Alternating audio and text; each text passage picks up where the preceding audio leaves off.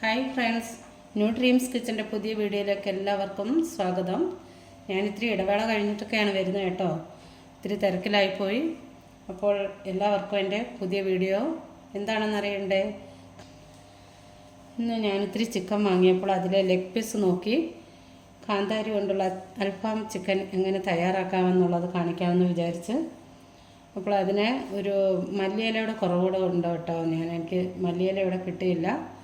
നമ്മളെന്നും ചിക്കന് ഇങ്ങനെ ചുട്ടെടുക്കുന്നതൊക്കെ പല രീതിയിൽ കഴിച്ചിട്ടുണ്ടെങ്കിലും ഒരു വെറൈറ്റിയൊക്കെ വേണ്ടേ. നല്ല അടിപൊളി കാന്താരിയും കുരുമുളകും ഒക്കെ നല്ല സ്പൈസി ആയിട്ടൊക്കെ അങ്ങോട്ട് അരച്ച് തേച്ച് നല്ല ടേസ്റ്റാണ് കേട്ടോ. ഇത് എല്ലാവരും ഒന്ന് ഉണ്ടാക്കി നോക്കണം കേട്ടോ.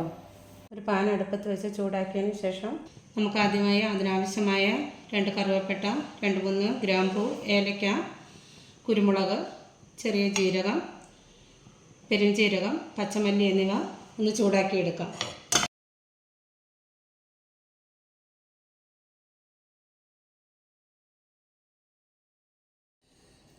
മൂന്നാല് ലെഗ് പീസാണ് ഞാനിവിടെ എടുത്ത് വെച്ചിരിക്കുന്നത്. ഇത് നല്ലതുപോലെ വരഞ്ഞെടുക്കുക, എങ്കിലേ അകത്തേക്ക് അരപ്പ് നല്ലതുപോലെ പരണ്ട് വരത്തുള്ളൂ.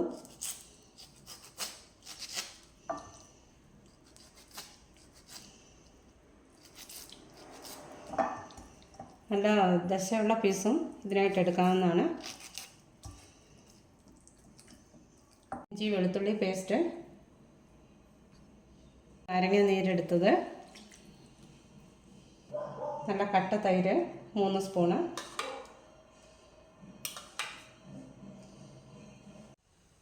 ആവശ്യത്തിന് ഉപ്പിടുക. ഇനി നമ്മൾ തയ്യാറാക്കി വെച്ച ഇൻഗ്രീഡിയൻസ് മിക്സിയുടെ ചെറിയ ജാറിലേക്ക് ഇട്ട് കൊടുക്കാം.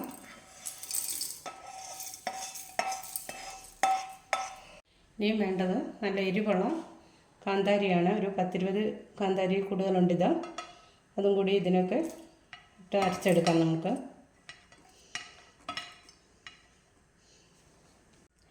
ഇതിലേക്ക് ഇത്തിരി സൺഫ്ലവർ ഓയിൽ കൂടി ഒഴിച്ചു കൊടുക്കുന്നു.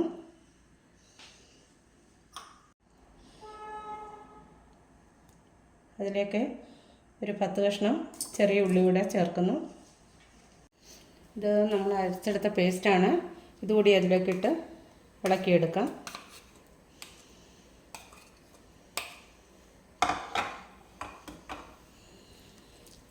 ഇത് നല്ലതുപോലെ ഇതിൻ്റെ ഉള്ളിലേക്കൊക്കെ പുരട്ടിയെടുക്കാം.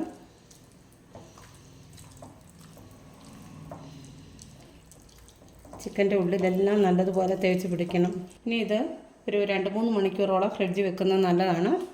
ഇതൊന്ന് ഫ്രിഡ്ജിലിരുന്ന് തയ്യാറാകുന്ന ടൈം കൊണ്ട് ഞങ്ങൾക്ക് ഡിന്നറിന് ഇത്തിരി റൈസ് ബിരിയാണിയൊക്കെ തയ്യാറാക്കിയിട്ട് വരാം കേട്ടോ.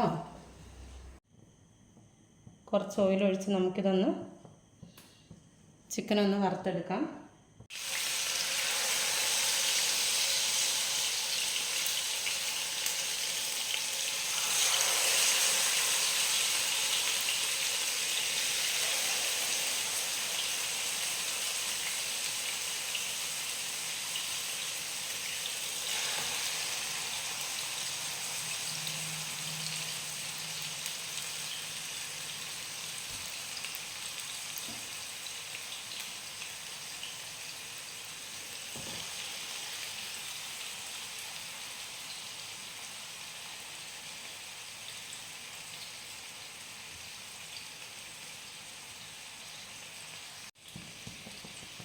ശരിക്കും ഇതൊരു ഗ്രീൻ കളറിൽ വരേണ്ടതാണ് അരപ്പ്. അത് മല്ലിയില കൂടി അരച്ച് ആഡ് ചെയ്യുന്നതുകൊണ്ടാണ്. നമുക്കൊരു ശകലം ബട്ടർ കൂടി ഇട്ട് കൊടുക്കാം അതിൽ. ഇനിയും ഇപ്പോൾ 10 മിനിറ്റ് ആയിട്ടുണ്ട്. ഇത് ചെറുകിയൊന്ന് തിരിച്ചിടാം നമുക്ക്.